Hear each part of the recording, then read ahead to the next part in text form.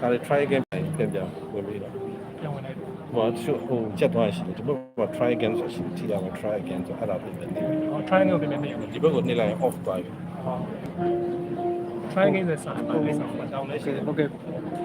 တောင်းတယ်ဘာကြောင့်တောင်းနေမှာစီတယ်အလေအထင်းကြတယ် စီစဉ်ဆက်ကြမှာတောင်းတယ်ကြတယ် တော့ကြောက်အဲ့တော့ရှိလို့အမကိုက်တော့ရတယ် မင်းသွားရွေးပါစတယ်အေးစတယ်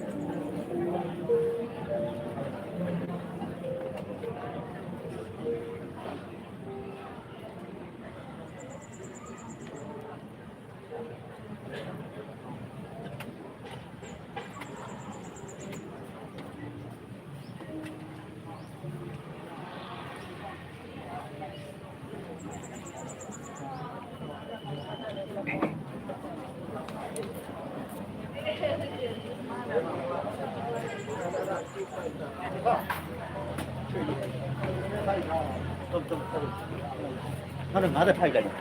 나는 나를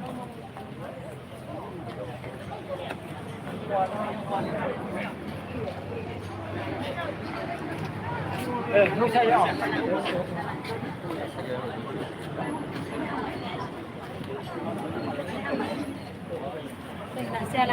Nasiaro ni ala.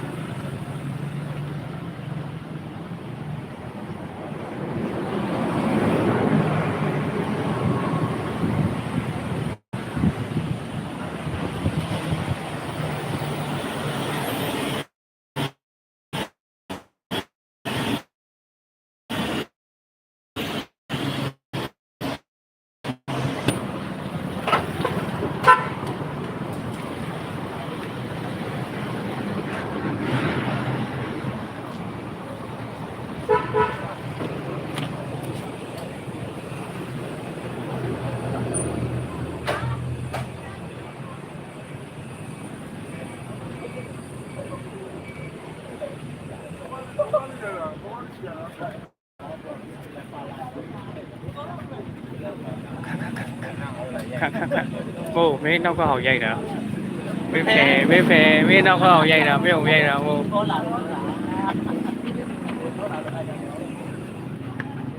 Ở đi in gì kìa.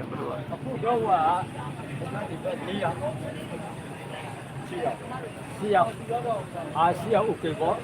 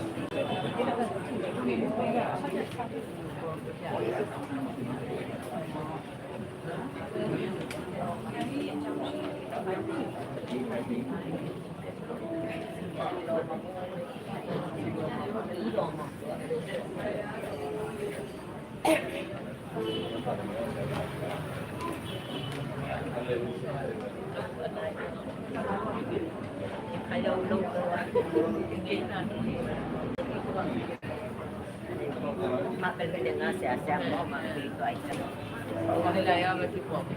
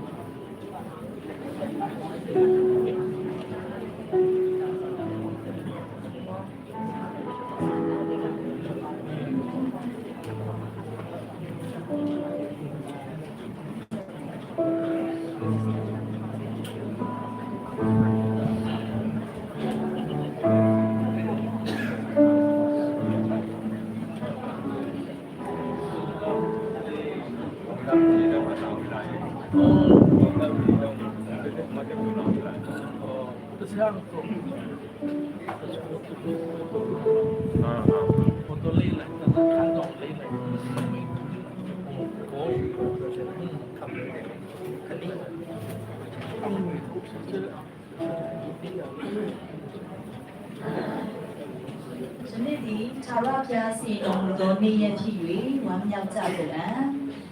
ရည်ပြီးသောနေ့ရက်အတွက်ပရိယေကျေးဇူးတော်ကိုချီးမွမ်းပါတယ်ခုချိန်မှစပြီးတော့မှကျွန်တော်တို့ပြီးခဲ့တဲ့4ရက်တလား2026တနင်္ဂနွေနေ့မှာဘုံတော်ဝင်စားသွားပြီဖြစ်တယ်ကျွန်တော်တို့ချီရတဲ့ဘိုးကြီးဝန်ကိုခံပကန်းနဲ့ပတ်သက်တဲ့ဇာမနာဥပြုကိုွယ်ခြင်းအစီအစဉ်ကိုအစားပြုတော့မှာဖြစ်ပါတယ်ဒီနေ့ကျွန်တော်တို့ချီရတဲ့ဘိုးကြီးကိုပေါ့နော်လာရောက်ပြီးတော့မှစစ်တော်စိတ်နဲ့ဝေးရတော့၎င်းယနေ့ရက်ဝေးမှလာရောက်ပြီးတော့မှနော်ကျွန်တော်တို့အချိန်ကတော့2နာရီမှအစားပြုမှာဖြစ်ပေမဲ့မေတ္တာနဲ့ပေါ့နော်ဘိုးကြီးကိုချစ်တဲ့နှလုံးသားနဲ့အချိန်စောကြီးလာပြီးတော့မှမေတ္တာပြပေးတဲ့ညီကိုမောင်နှမအားလုံးကိုလည်းအထူးပဲကျေးဇူးတင်တယ်ဆိုတော့လေကျွန်မပေါ့နော်ကျေးဇူးတင်စကားလေးကျွန်မအဆုံးပြောချင်တာဖြစ်ပါတယ်ဆိုတော့ခုချိန်မှာကျွန်တော်တို့ခန္ဓာအစီအစဉ်ကိုအစားပြုလို့ရတဲ့အတွက်ကျွန်တော်ပနာမကျမ်းပိုက်တဲ့ဘိုက်ကိုပတ်ချင်ပါတယ်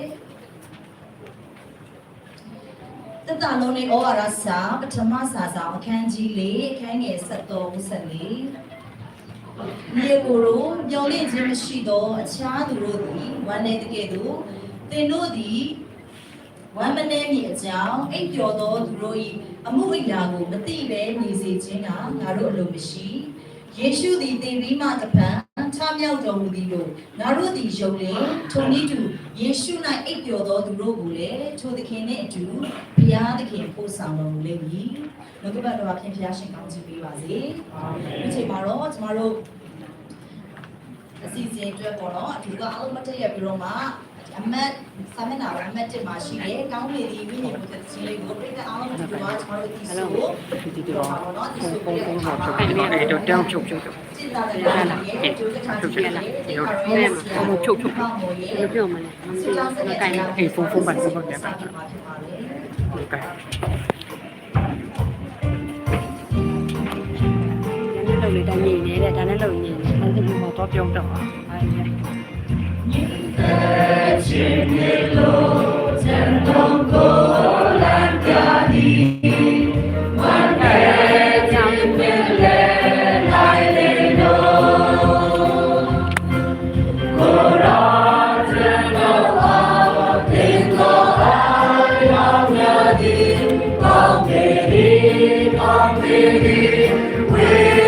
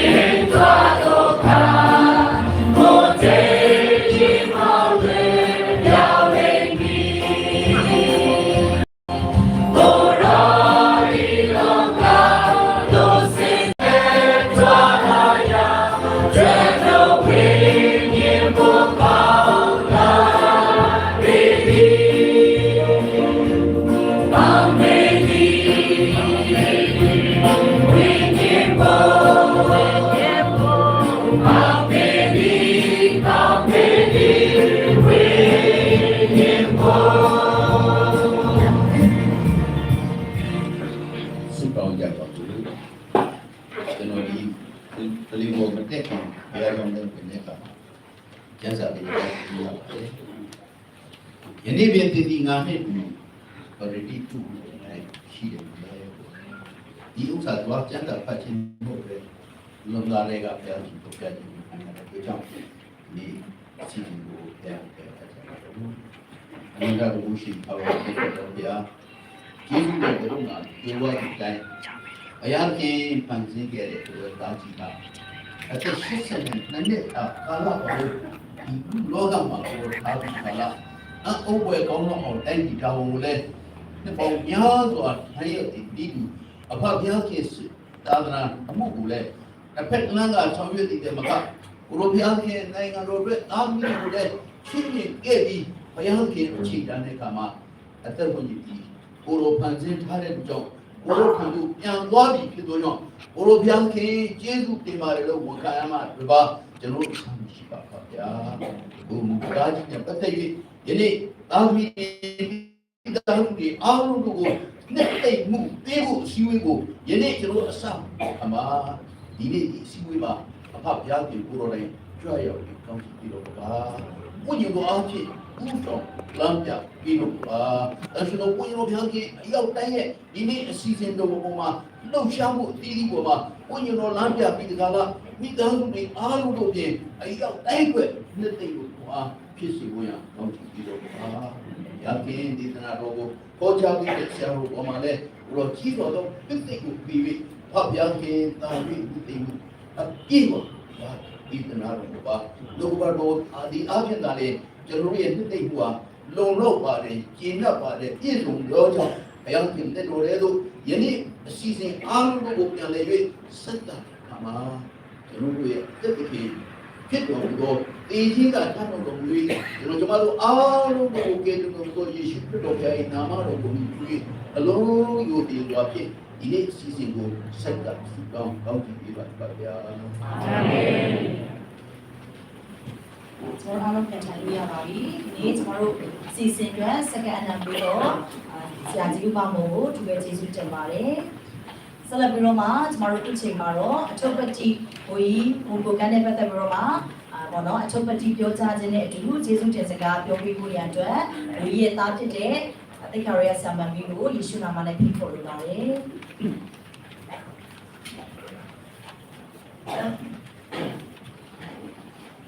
ဒီနေ့ကျွန်တော်ဖခင်ကြီးရဲ့ဇာပနာအစီအစဉ်လို့ကျွန်တော်မခံယူပါဘူး။၄ရက်နေ့ကခေါ်တော်မူခြင်းခံသွားပြီ။ဆိုတော့ကောင်းကင်တက်သွားပြီပေါ့၄ရက်နေ့ကဆိုတော့အဲ့ဒီကောင်းကင်တက်တဲ့ခြေစွတော်ချီးမွမ်းပွဲကိုဒီနေ့မှလုပ်ဖြစ်တယ်လို့ပဲเนาะကျွန်တော်အနေနဲ့ခံယူတာဖြစ်တယ်။တကယ်လည်းဟုတ်ပါတယ်ဒီတော့ဘုရားရဲ့နာမတော်ကိုချီးမွမ်းပါတယ်လို့ဆိုတော့ဒီချိန်မှာကျွန်တော်ဖခင်ကြီးရဲ့အထုပ်ပတိပေါ့เนาะကျွန်တော်စာရွက်ပေါ်မှာရေးထားတာရှိသလိုအဖေမှာခဲ့ဘူးတဲ့ပြောခဲ့ဘူးတဲ့အရာလေးတွေကိုလည်းပေါ့နော်ထည့်သွင်းပြီးတော့မှအနေငယ်အခြေယူပြီးမှပြောချင်ပါတယ်ကျွန်တော်ရဲ့ဖခင်ကြီးကတော့ဘိုးကြီးဝန်ကိုကံပေါ့နော်ဆိုတော့သူ့တငယ်ချင်းတွေမြန်မာပြည်ရန်ကုန်ရောက်လာတဲ့အခါမှာတချို့တွေကချင်းနာမည်မပေါင်းတက်လို့ဗမာနာမည်ပြောင်းတဲ့သူတွေရှိပေမဲ့အဖေကတော့ယနေ့ဒီသူ့ကိုယ်သူဝန်ကိုကံဆိုပြီးတော့မှပေါ့နော်ရှိခဲ့တာဖြစ်တယ်ဒီတော့လည်းချီးမွမ်းစရာဖြစ်တယ်ဆိုမွေးဖွားခြင်းနဲ့မိသားစုကိုကြည့်တဲ့အခါမှာတွန်းဆန်မြို့နယ်မော်ကွိုင်းရောနော်ဒီမှာတော့ပမာလို့မော်ကွိုင်းဆိုတာကမော်ဆိုတာကတော့တောင်ပေါ့ကွိုင်းဆိုတာကတော့ကောက်တာပေါ့တောင်ကောက်ရွာပေါ့နော်ဆိုတော့အဲ့ဒီရွာကနေမွေးဖွားလာတာဖြစ်တယ်ဆိုတော့တွန်းဆန်မြို့နယ်ထဲမှာရှိတယ်ပထဝီမြေပြင်ရကြည့်မယ်ဆိုရင်တွန်းဆန်နဲ့ချခါကြားထဲလောက်မှာရှိမှာဖြစ်တယ်ဆိုတော့တော်ကြီးကိုဝေးလာခေါင်တည်တဲ့နေရာဖြစ်တယ်ဆိုတော့အဲ့ဒီနေရာကနေမွေးဖွားလာတဲ့ပေါ့နော်အဖြစ်ကြီးဖြစ်တယ်ဆိုတော့သူတို့အချိန်ခါမှာသူတို့တက်ဆောတဲ့နေရာမှာအချိန်ခါမှာကြည့်မယ်ဆိုရင်နတ်စားတွေရမ်းများပြီးတော့မှခရစ်တော်ကိုမသိတဲ့နော်နတ်တွေလှုပ်ချင်တိုင်းလှုပ်ခွင့်ရတဲ့နေမြေဖြစ်ခဲ့တယ်ဘယ်လောက်ထိမတိုးတက်လဲဆိုရင်ခေတ်စကားနဲ့ပြောလို့မင်းတို့ရွာမှာတက်တိုင်ရှိလားလို့မေးတက်တိုင်ကပါလဲဆိုတာမျိုးစဉ်းစားရတယ်စပိန်ကြီးရင်တော့မှတရေလားတစီလားဆိုတော့မှထပ်ပြေးတဲ့ပေါ့နော်အဲ့လောက်ထိကိုခေါင်ခဲ့တဲ့ဒေတာဖြစ်တယ်ဒါပေမဲ့အခုဖခင်ရဲ့ဇာပနာထုပ်ပတိကိုဖတ်တဲ့အခါမှာဘိုးကြီးဝန်ကိုကဆိုတော့အဲ့တော့အော်တယ်ကိုနော်အေးရဲ့ဒေတာမှာရှိတဲ့နော်ဒေတာကနေပြီးတော့ဘိုးကြီးနော်တယောက်ထုတ်ကားခဲ့ပါလားဆိုတဲ့အရာတော့ကိုဘောနော်ကိုယူမိတာဖြစ်တယ်။ဆိုအဖေကဦးကိုင်စချင်းအမေကတော့တော်ချင်းစံညောင်ဖြစ်တယ်။1944ခုနှစ်အောက်တိုဘာ10ရက်နေ့မှာမွေးဖွားခဲ့တာဖြစ်တယ်။မွေးချင်းမောင်နှမ6ဦးရှိပါတယ်။အဲမှာသားလေးဦးနဲ့သမီး2ဦးဖြစ်တယ်။ဆိုတော့အဲ6ဦးထဲမှာအမိနာမတော့ကျွန်တော်မဖတ်ဘူးအားလုံးအစီအစဉ်စာရွက်ထဲမှာမရှိမယ်လို့စီစာထဲမှာရှိပါတယ်ဆိုအဖေက4ယောက်မြောက်တာဖြစ်ပါတယ်ဆိုတော့မောင်နှမတွေကိုကြည့်တဲ့အခါမှာအကုန်လုံးဘုရားကိုသိပြီးတော့မှဘုရားကောင်းကြီးခံစားပြီးတော့မှဘုရားသခင်ခေါ်သွားကြပါပြီ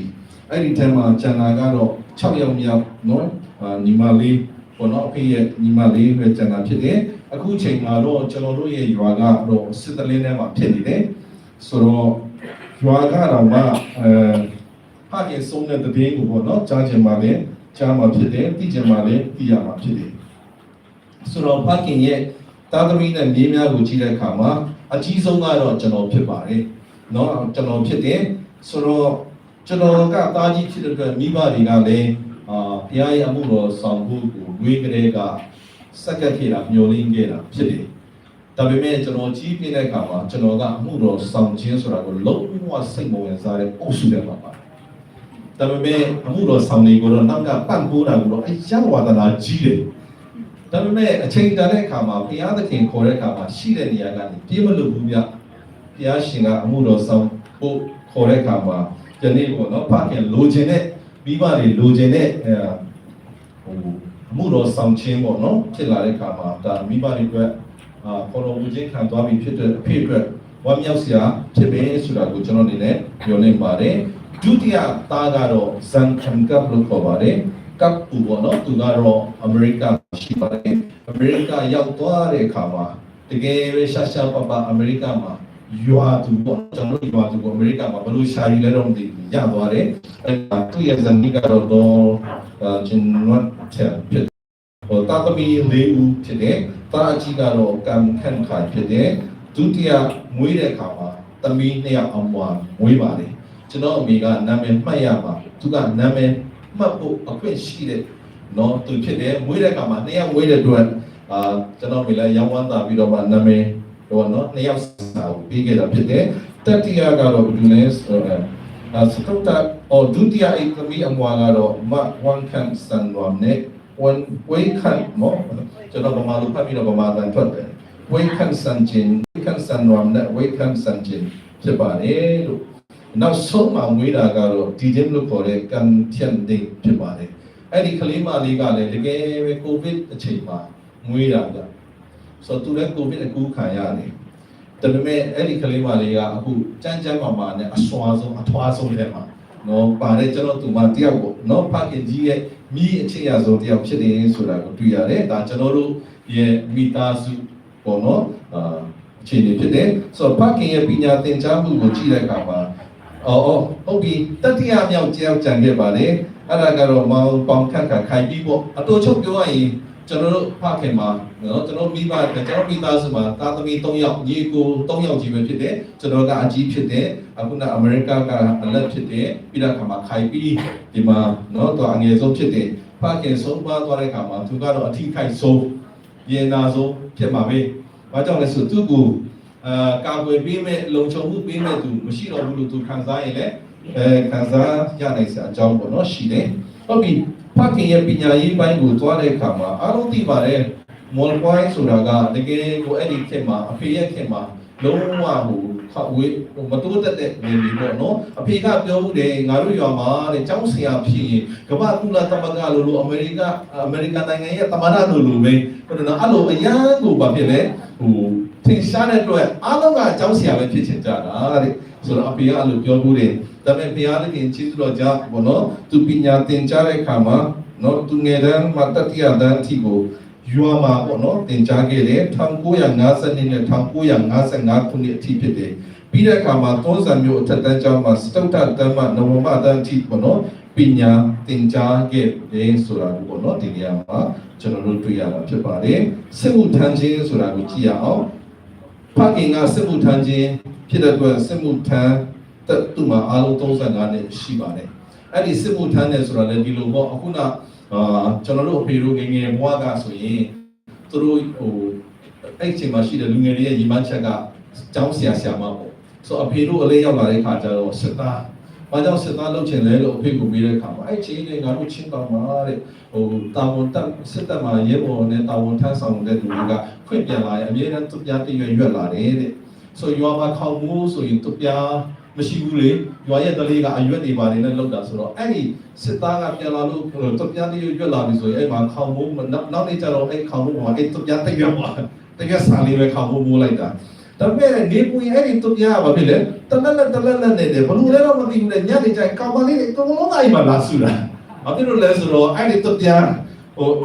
မမြင်ဘူးကြဘူးလေဒီသူပြတော်မှာဝယ်တိုင်းနဲ့ဒီစစ်သားဆိုရင်ဘယ်လောက်ထိချမ်းသာမလဲပေါ့နော်ဘယ်လောက်ထိဖြစ်မလဲဆိုတာဟာမျိုးပေါ့နော်ဆိုတော့အဖေတို့ခေတ်ကရှိဘူးတယ်ဆိုတော့အဖေကလည်းတတ်သေးဝင်ဖို့သူသွားတယ်အိန္ဒိယမှာ သူတက်ထဲဝင်ဖို့ပဲဒါပေမဲ့ဗမာပြည်ဘက်ကိုလာတယ်လာရင်းနဲ့သူမကြမ်းမှဖြစ်တယ်လို့ပြောတယ်အရင်နေမကောင်းဖြစ်တဲ့ခါမှာသူအဲ့မှာစိတ်တင်ပေါ်မှာပေါ့နော်သူစိတ်ကူတာပြီးတဲ့လူရှိတဲ့ခါမှာအဖြစ်စိတ်ထဲမှာပါတယ်ဆိုအော်ဒီစိတ်ကူချင်းဆိုတဲ့အတိလေးသူ့မှာဝင်လာတယ်လူတွေကိုဒီစိတ်ကူချင်းအပြင်ကဲတင်လို့ရတယ်ဆိုတာကိုသူစိတ်ထဲမှာဝင်လာပြီးတော့မှအဲ့ဒါလေးကစိတ်ထဲမှာတရေသေးကိန်းအောင်လာတာပေါ့အဲ့ဒါနဲ့ရန်ကုန်ရောက်လာတဲ့ခါကျတော့ဘာဖြစ်လဲဆိုတော့တက်ထဲဝင်မဲ့ခါကျတော့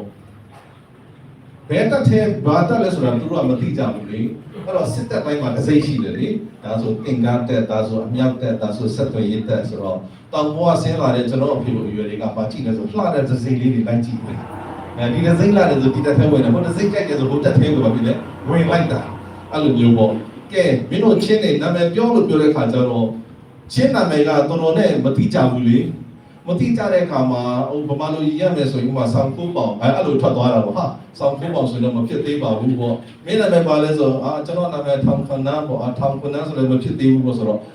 ့ချင်းနာမည်ကိုတချို့သဘောမပေါက်တဲ့အခါမှာချင်းနာမည်ဆင်းလာတဲ့အဲ့ဒီကျွန်တော်တို့ဖေလိုလူငယ်တို့ကဘာလုပ်လဲဆိုနာမည်ကိုသူတို့ပြောင်းကြတယ်ဘာနာမည်ပေးရမလဲဆိုတာမသိဘူးပေါ့ဥပမာဆိုပါစို့စစ်တပ်ထဲဝင်တဲ့အခါမှာဘီနာမှာရှိတဲ့ဗမာစစ်သားကအုံးကြိုင်ဆိုမင်းနာမည်ကအုံးကြိုင်ဆိုငါနာမည်ကိုမင်းကြိုင်ကြောင်းလိုက်လေဆိုတော့အဲ့လိုနေခဲ့ကြတဲ့အရွယ်တွေပေါ့ဒါပေမဲ့အဖေကအခုနောက်ပြောသလိုသူ့ချင်းနာမည်နဲ့ပဲပါဖြစ်တယ်ဆက်ပြီးတော့မှအသက်ရှင်တဲ့အခါမှာတော့ဒီစစ်တပ်ထဲရောက်သွားတယ်ပေါ့ဗျာနော်နည်းနည်းလေးစဖတ်ကြည့်အောင်1984ခုနှစ်တွင်မင်္ဂလာတုံစေတင်တန်းကျောင်း MCC တို့စစ်မှုထမ်းရန်ဝင်ရောက်ခဲ့ပါသည်ထို့နောက်မော်ဘီမြို့အမှတ်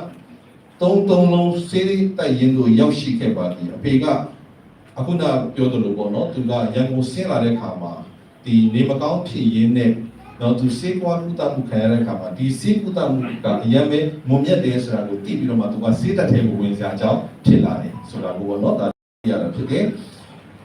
1965ခုနှစ်တွင်မြေမြို့ပြည်ဦးတွင်စေယုံကြီးတွင်တာဝန်ထမ်းဆောင်ခဲ့ပါသည်1969ခုနှစ်တွင်ဒုတိယ CPL ရဒုတိယတက်ချက် CPL ရာထူးကိုရရှိခဲ့ပါသည်1982ခုနှစ်တွင်ဆေးလက်ထောက်စစ်တပ်မှာဆေးလက်ထောက်ဆိုတာကအရင်အရေးကြီးတယ်အဲ့ဒါအဖေကပြောဘူးလေသူတို့ဆေးလက်ထောက်ဖြည့်တဲ့အခါမှာတဲ့အဲ့ဒ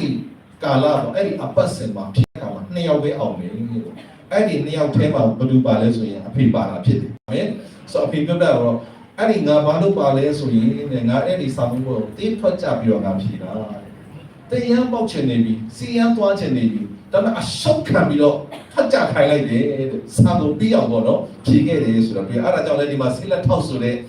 ဒီကောပို့လေးပေါ့နော်အပြင်မှာရှိတဲ့သူတချို့တော့ဒီဆေးလက်ထောက်ဆိုတဲ့တန်ဖိုးကိုတော့သိချင်မှသိလိမ့်မယ်တက်ထဲမှာနေတဲ့စစ်တပ်ထဲမှာနေတဲ့သူတွေကတော့ဒီရဲ့တန်ဖိုးကိုပါပြီလေသိတော့ဖြစ်တယ်နော်ဆေးလက်ထောက်ဆိုတဲ့ medical assistant ပေါ့နော်အတူကောက်ဆို MA လို့ခေါ်တာပေါ့နော်ဆိုအဲ့ဒါကိုသူကရရှိခဲ့ပါတယ်လို့တင်တန်းစင်ပြီးတက်ချက်ကြီးအဆင့်ကို၎င်း1983ခုနှစ်တွင်တက်ခွဲတက်ချက်ကြီးတက်ခွဲတက်ချက်ကြီး CSM အဆင့်ကို၎င်း1994ခုနှစ်တွင်ဘူကြီးကပတင်အဆင့်ကို၎င်းပြန်အတီးတီးတိုးမြင့်ခြင်းခံခဲ့ရပါသည်1999ခုနှစ်စက်တင်ဘာလ30ရက်နေ့တွင်ဘူကြီးအဆင့်ပြန်တန်းဝင်အရာရှိရာထူးဖြင့်အငြိမ်းစားခံစား၍စစ်မှုထမ်းသက်စုစုပေါင်း35နှစ်ကြာမြင့်ခဲ့ပါသည်အဖေရဲ့စစ်မှုထမ်းသက်က35နှစ်ကြာမြင့်ခဲ့ပါတယ်လို့သစ္စာရှိစွာစစ်မှုထမ်းခဲ့တဲ့အတွက်စစ်မှုထမ်းကောင်းတစိတ်တွေနဲ့အတူနိုင်ငံတော်ရဲ့ပင်စင်လာစာတိုးမြင့်ခြင်းတွေလည်းတကယ်ခံခဲ့ရတယ်ပေါ့နော်ဖခင်ကြီးဖြစ်တဲ့အတွက်ဒီနေရာမှာကျွန်တော်အနေနဲ့ဖခင်ကြီးကိုဂုဏ်ပြုပါတယ်လို့ဒါကြောင့်ဖခင်ကြီးဆုံးသွားတဲ့အခါမှာအော်ငါအဖေလို့အဖေချီရတဲ့ချမ်းမှာပါဖြစ်တယ်ငါမမီပါလားဆိုတဲ့အတွေးလေးကပေါ့နော်ကျွန်တော်ထဲမှာတော့မှဝင်လာတယ်အိမ်ထောင်ရေးကိုကြည့်ရအောင်အိမ်ထောင်ရေးကိုကြည့်တဲ့အခါမှာ1986ခုနှစ်မှာရွာကိုခွင့်ပြန်လာစဉ်တဲ့ကျွန်တော်ပြောသလိုပေါ့စစ်သားတွေခွင့်ပြန်တွပြားလေးနဲ့ပေါ့နော်ဒါပေမဲ့ကျွန်တော်အမိကိုရသွားတာတွပြားကြောင်းတော့မဟုတ်ပါဘူးတကယ်ပဲချစ်ချင်းနဲ့သူတို့ရသွားကြတာဖြစ်တယ်ရွာကိုခွင့်ပြန်လာစဉ်ကလေးမျိုးတွေနေထိုင်သောခွတ်ဆက်ရွာသားခွတ်ဆက်ဆိုတာကကျွန်တော်တို့ချင်းထဲမှာစီးရင်မျိုးနွယ်တွေရဲ့ပေါ့နော်ရွာဖြစ်တယ်အမေကစီးရင်ချင်းဖြစ်တယ်ဆိုတာတွေ့ရတယ်ဘိုခုဇမ်နဲ့ဆိုဒီဘိုခုဇမ်တို့ဘာလို့ဆိုတာကဟိုချင်းအပိုင်းဝိုင်းမှာအရင်ရေးကြည့်တယ်ကျွန်တော်ချင်းအပိုင်းဝိုင်းထဲသွားရင်ကျွန်တော်မပြီးလို့ပြောရင်မသိဘူးဘာကြောင့်လဲဆိုကျွန်တော်ဘာမှမဟုတ်သေးဘူးလေအဲ့တော့လူသိအောင်ဘာလို့ပါလဲဆိုကျွန်တော်အဖေနာမည်ပြောတယ်ကျွန်တော်အဖေကဘုံခေါ်ကမ်းမာလို့ပြောရင် တချို့သိတယ်ဘုံကမ်းပါလို့ပြောလို့မသိသေးကျွန်တော်ဖိုးကဘုခုဇမ်းပါလို့ပြောလိုက်တာနဲ့ကိုဘာဖြစ်လဲအော်ဘုခုဇမ်းရဲ့နီးလားအဲ့လိုမျိုးပေါ့နော်ဆိုတော့ဒါတွေကအရေးကြီးတယ်ဘာကြောင့်ပြောရလဲဆိုအဖေတို့ရဲ့ဂုံဟုတ်တယ်နော်အဖိုးတို့ရဲ့ဂုံကကောင်းကောင်းရှိခဲ့တယ်ဆိုတာကိုပေါ့နော်ကျွန်တော်တွေ့ရတဲ့အတွက်အများကြီးဝမ်းသာတယ်အဲ့တော့ဆက်ပါမယ်ဘုခုဇမ်းနဲ့တော့ဟောတော့ဟာရောပေါ့နော်တကယ်တော့ဟာရောတို့ဤတမီတော်မန်ဇဝေးပေါ့နော်ကျွန်တော်1986ခုနှစ်ဇန်နဝါရီလ6ရက်နေ့မှာပေါ့နော်တန်ရှင်တော်ထိန်များလက်ထက်ခြင်းအမှုကိုပြုခဲ့တာဖြစ်ပါတယ်။ဘုရားသခင်ကောင်းချီးပေးမှုကြောင့်ကျွန်တော်ပါဝင်ပေါ့နော်။တာသုံးဦးနဲ့ညီပေါ့နော်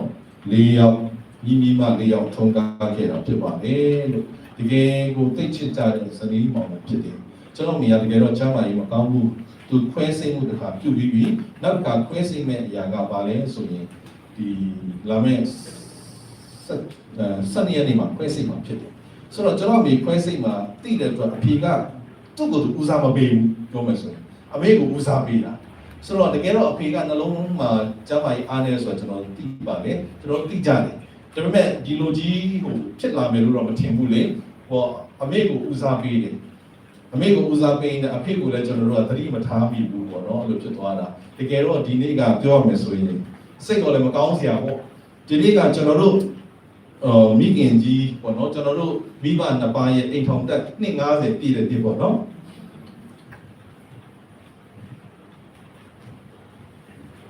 ရွှေရတုနေပေါ့ဆိုတော့ကျွန်တော်တို့စီစဉ်ထားတယ်ရွှေရတုကြရင်ဘာပဲပြောပြောပေါ့နော်ဒီကျေးဇူးတော်ချီးမွမ်းကြမယ်ပေါ့ကျွန်တော်မိသားစုပြုတ်ဝတ်ဆိုတာစီစဉ်ထားတယ်ဒါပေမဲ့ဖခင်ကြီးက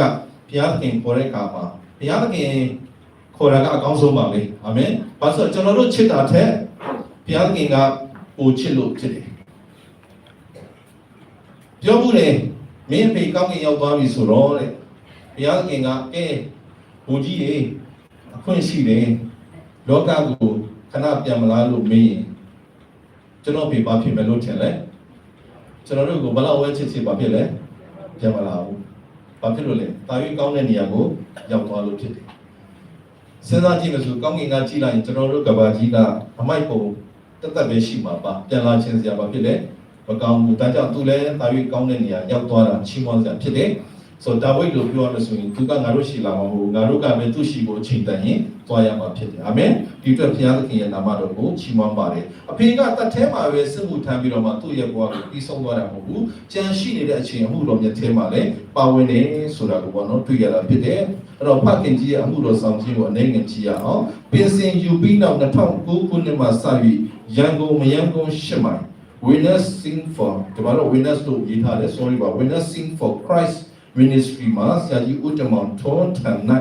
ဒီမှာလာစာမယူပဲဘုရားသခင်ရဲ့အမှုတော်ကိုပါဝင်ဆောင်ရွက်ခဲ့ပါသည်အာမင်ဆိုတော့ဆရာကြီးဦးတမောင်ထွန်းနဲ့ဘောနော်သူအချိန်တော်တော်များများတွေ့ဖြစ်တယ်ဆရာကြီးဦးတမောင်ထွန်းဆိုတော့ကျွန်တော်တို့ကြတော့ဘိုးလို့ခေါ်တာပေါ့နော်ဘိုးလို့ခေါ်တယ်အဘိုးနဲ့အဖေနဲ့ကအရန်ကိုတွေ့ရညီခဲ့တယ်အဖေရဲ့ဝိညာဉ်ရေးရလဲအဲ့မှာအများကြီးပို့ပြီးတော့မှတိုးတက်လာပြီးတော့မှအဖေအမှုတော်ဆောင်တာကိုကျွန်တော်တွေ့ရတဲ့အတွက်ကျွန်တော်အနေနဲ့လည်းအများကြီးပေါ့နော်ဝမ်းပါတယ်။အော်ငါအဖေကတက်ထဲမှာပဲဘူကြီးဘွားနဲ့ပြီးသွားတာမဟုတ်ဘဲနဲ့အမှုတော်မြတ်ထဲမှာလဲပေါ့နော်ပါဝင်ခဲ့တယ်ဆိုတာအတွက်ကိုကျွန်တော်အနေနဲ့အများကြီးဝမ်းသာတယ်။ဒါနဲ့မကဘူးစပတ်တဲ့ကမှာပါတွေ့ရလို့ဆို2009ခုနှစ်တွင် MMCF ကအသင်းဝင်အဖြစ်ဝင်ရောက်ခဲ့ပြီး MMCF ဆိုတာကမြန်မာနိုင်ငံခရစ်ယာန်စစ်မှုထမ်းအဖွဲ့ဆိုတာရှိတယ်။သူကကဘာနဲ့ချီပြီးရှိတဲ့ဒီစစ်မှုထမ်းခရစ်ယာန်တွေကိုမိခါရဖွဲ့ဖြစ်တယ်။အဲ့မှာလဲသူကဒုဥက္ကဋ္ဌအနေနဲ့ပေါ့နော်ပါဝင်ခဲ့ပြီးမှ2017ခုနှစ်မှာကိုရီးယားနိုင်ငံဆိုးမြို့၌ကျင်းပသော conference ကိုတက်ရောက်ခဲ့ရသည်။အာမင်။အပေတကားမှနိုင်ငံခြားသွားလိမ့်မယ်လို့ပြောလိမ့်မယ်။အဲ့တော့ဘန်ကောက်လေးစီရောက်တော့အပေဘယ်လိုလဲအစင်ပီလာဘယ်အစင်ပီလာကမှနောက်လေရင်မိဖို့ပြေးလိုက်ရတာ။ဆိုတော့ဖခင်ကြီးကဝေးလံခေါင်တည်တဲ့မတိုးတက်တဲ့ဟုတ်တယ်နော်ရွာကနေပြီးတော့မှဘူကြီးလည်းဖြစ်တယ်အဖေလည်းပြပအဖေပြပသွားရတယ်ဆိုတာဘာကြောင့်ပြောဆိုအဖေကပြောမှုတယ်မင်းတို့ရဲ့အဖိုးကလည်းနောက်ကိုရန်ကုန်ရောက်အောင်ဘာဖြစ်လဲပို့ပေးလိုက်ရဲ့အဲ့တော့ငါတို့လည်းမင်းတို့ကိုနိုင်ငံခြားရောက်အောင်ဘာဖြစ်လဲပို့ပေးချင်တယ်ဆိုတော့ အခုကကိုပဲနိုင်ငံခြားရောက်သွားတာမဟုတ်အဖေကဘာဖြစ်လဲသူကနိုင်ငံခြားရောက်သွားတယ်အခုတော့ကောင်းကင်နိုင်ငံတော်ရောက်သွားတယ်ဒါပြီးကျေးဇူးတော်ချီးမွမ်းဖို့ရအတွက်ဖြစ်တယ်ဆိုတာလေးကိုပေါ့နော်ပြောချင်တာဖြစ်တယ်2012ခုနှစ်တွင် MMCF နဲ့ဥက္ကဋ္ဌဖြစ်ပေါ့နော်တာဝန်ယူခဲ့တဲ့ဆရာကြီးဒေါက်တာတင်မောင်ထွန်းဤတန်းစာကျောင်းတွင်ကျောင်းအုပ် superintendent ဒီမှာတော့ superintendent လို့ပြောတာနော်ကျောင်းအုပ်အဖြစ်၎င်းနော်ရှစ်မန် Hebrew Brethren Church တွင်အသင်းတော်လူကြီးအဖြစ်၎င်းကွယ်လွန်ခြင်းတိစက္ကပါဝင်ခဲ့ပါသည်ဒီကတော့ကျွန်တော်တို့စစ်တပ်မှာနေတဲ့ချိန်မှာမိသားစုနည်းနည်းလေးရှာရှိဖို့ပြုပါစစ်တပ်မှာနေတဲ့ချိန်မှာမိသားစုတစုနဲ့ကလေးတည်သွားတဲ့အခါမှာကျွန်တော်တို့စစ်တပ်မှာမော်ဘီမှာရောက်လာတဲ့ချိန်1984ခုနှစ်ဖြစ်တယ်အဲ့ဒီချိန်မှာမိုင်မာရီလို့ခေါ်တယ်မိခင်ကကလေးတည်သွားတဲ့အခါမှာဘယ်သူတက်တဲ့ကြိုးကျင်လဲဆိုကျွန်မမှာအသင်းတော်ရှိတယ်အသင်းတော်ပမာလဲလို့ပြောတာရှစ်မိုင်မှာဘာအသင်းတော်လဲလို့ပြောတဲ့အခါမှာညီကိုများအသင်းတော်ဒီအဲ့ဒါဆိုဒီကအဲ့မှာအရာရှိတက်ရရရှိပြီးတော့ခေါ်လို့ပြောတဲ့အခါမှာအဲ့မှာညီကိုများအသင်းတော်ကလာပြီးတော့မှနိုင်ရီမဟုတ်ပါဝင်ရင်းနဲ့အဲ့တက်ထဲမှာကျွန်တော်တို့စပြီးတော့မှမိသားတာဖြစ်သွားတာဖြစ်တယ်ဆိုတော့အဖေကတက်ထဲမှာနေတဲ့အခါမှာစစ်သားဆိုတာကလက်နဲ့ကင်တဲ့လူဒါပေမဲ့အဖေကအမြဲတမ်းပါပဲကင်တယ်ဆိုကျန်းစာကိုပဲကင်ကျန်းစာပဲကင်ပြီးတော့မှဒီလို Christmas နေ့ဆိုရင်တက်လုံးတော့လုတ်ခါပြလိုက်တ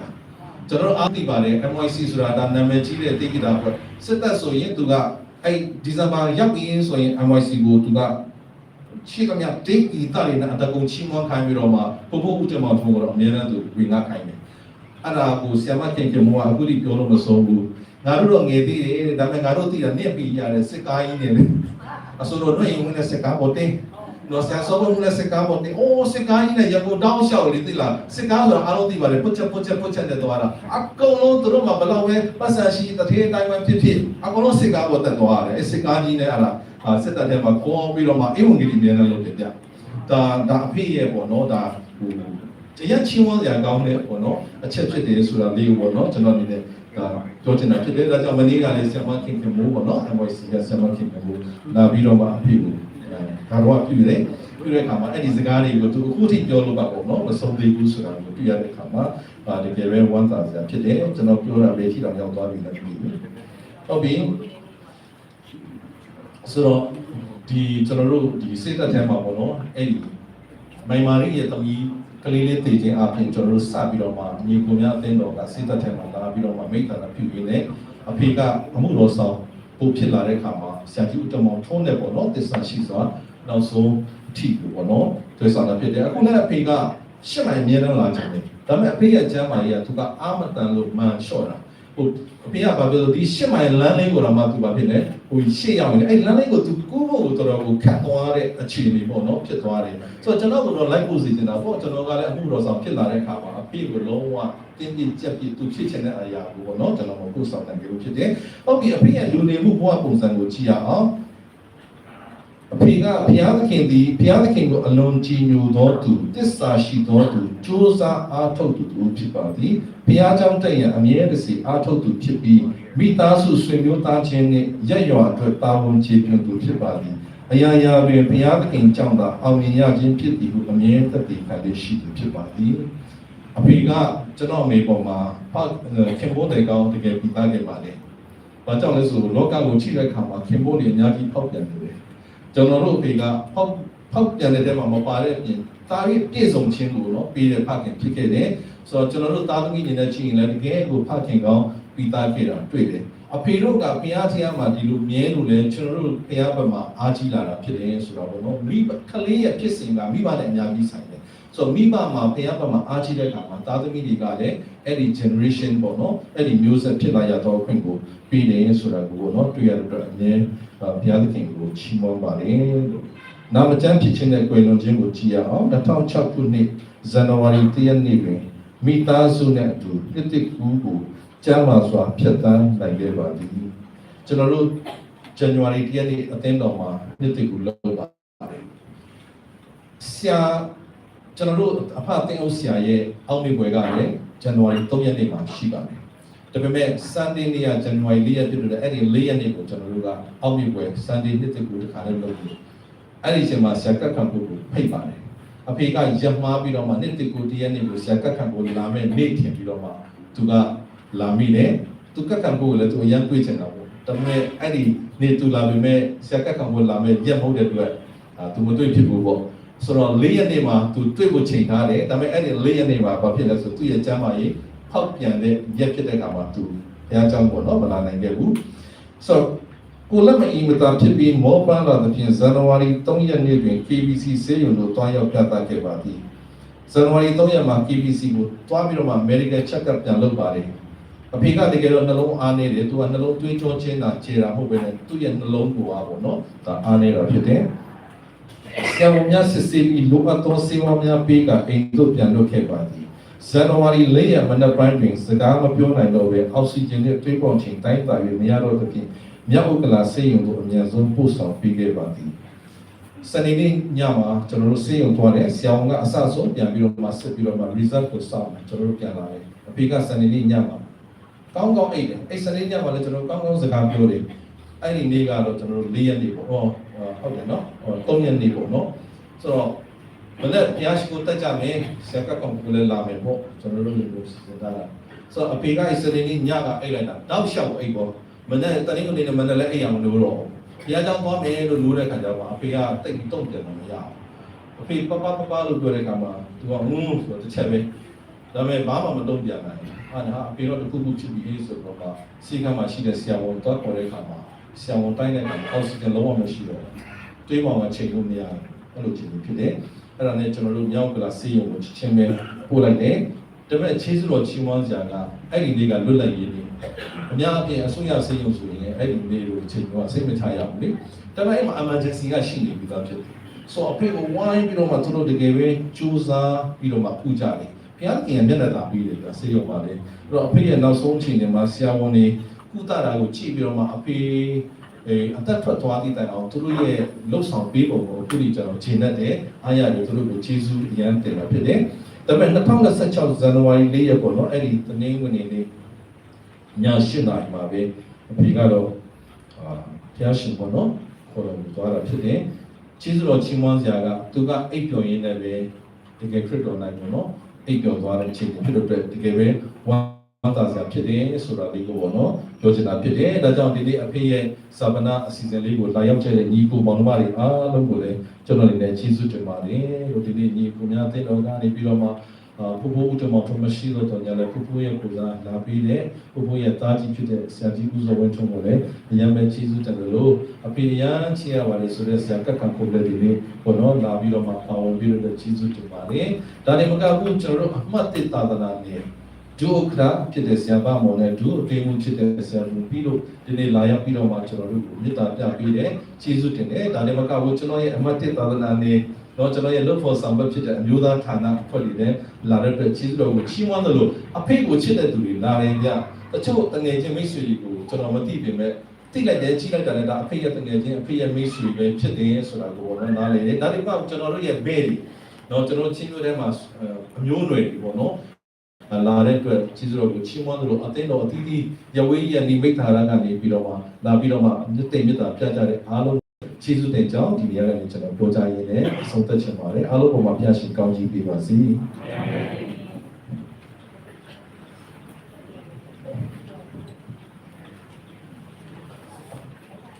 ကျေးဇူးများကြီးပါတယ်ကျမတို့ချီရတဲ့ဘိုးကြီးပကန်းနဲ့ပတ်သက်တဲ့အထုပ်ပတိအကြောင်းအရာတွေကိုပြည့်စုံစုံနဲ့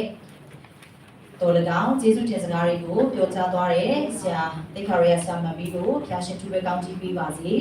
ေခုချိန်မှာတော့ကျမကဟေပြုံးညီကိုများအသင်းတော်မှာပေးပို့တဲ့ဝမ်းနေခြင်းတဝင်လာကိုတခါရဲကျမဖတ်ကြားသွားမှာဖြစ်ပါတယ်မော်မြို့နေဆရာကြီးဦးဘုံကိုကန်တင်းချောင်းညီကိုများအသင်းတော်ဟေပြုံးရန်ကုန်သည်4ရက်လ2026ခုနှစ်20နာရီအချိန်တွင်ခေါ်တော်မူခြင်းခံရ၍ခရစ်တော်၌အိပ်ပျော်သွားကြောင်းကြားသိရပါသည်ဆရာကြီးဘုံကိုခန်းသည်ညီကိုများအသင်းတော်တွင်ပေးအပ်ထားသောတာဝန်ဝတ္တရားများသာမကအဖက်ဖက်မှလိုလေသေးမရှိထောက်ကူပံ့ပိုးခဲ့သူဆရာတစ်ပါးဖြစ်ပါသည်။ကွယ်လွန်သွားပြီဖြစ်သောညီကိုများအသင်းတော်၏သာသနာဖခင်ကြီးဖိုးကြီးဦးတမောင်ထွန်းတက်ရှိထင်ရှားစဉ်ကဖခင်ရင်းတစ်ဖွဲ့ဖေးမှထောက်ကူမှုပြုသည့်ညီကိုဆရာကြီးတစ်ပါးဖြစ်ပါသည်။သာသနာအတွက်နှင့်ကျမ်းမာရေးလိုအပ်သူများကိုလည်းမိမိတက်ကျွမ်းသောစေပညာဖြင့်ပံ့ပိုးကူညီကုသမှုများစွာပြုခဲ့ပါသည်ဆ ဆရာကြီးဦးဘုံကိုကံယခုကဲ့သို့မျော်လင့်မချသောအချိန်ခေါ်တော်မူခြင်းခံရသည့်အတွက်အသင်းတော်အနေဖြင့်မိသားစုနှင့်ထပ်တူဘုရားသခင်အလိုတော်ကိုဝန်ခံလျက်များစွာလွမ်းဆွတ်ခံစားမှုဖြစ်ရပါသည်မြင့်မြတ်သောဗရာဒီသူပုံတွင်ငြိမ်းချမ်းစွာနားကိုလျက်ရှိပြီးဖြစ်ကြောင်းဝန်ခံ၍မိသားစုအတွက်ဆုတောင်းမေတ္တာပို့သပေးလိုက်ရပါသည်ခရစ်တော်၌ရေပြုံညီကိုများအသင်းတော်မိသားစုကျေးဇူးများတင်ပါတယ်ခုချိန်မှာတော့ကျမတို့ဇန်ရည်တဲ့မိသားစုကိုနေ့သိမ့်သခြင်းလေးအပြင်ခွန်အားပေးဖို့ရန်အတွက်ကျမတို့ကာမအသင်းတော်ရဲ့လူငယ်များအားလုံးကိုယေရှုနာမနဲ့ဖိတ်ခေါ်ပါတယ်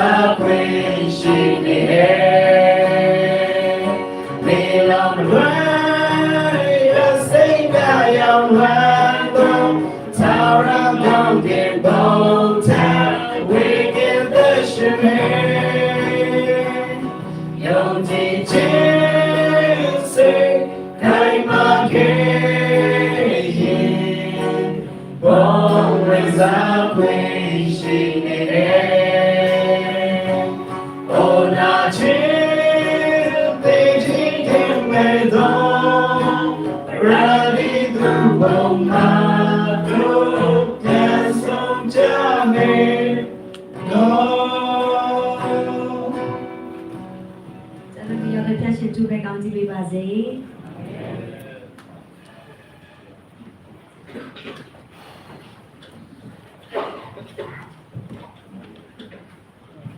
ကျေးဇူးအများကြီးတင်ပါတယ်နေ့သိမ့်အချင်းလေးအဖြစ်မိသားစုကျန်ရည်တဲ့မိသားစုတွေကိုနေ့သိမ့်ခွန်အားပေးသွားတယ်ကျမတို့အသင်းတော်ရဲ့အားကိုးရတဲ့လူငယ်တွေအားလုံးကိုဖျားရှင်ထူပဲကောင်းချီးပေးပါစေ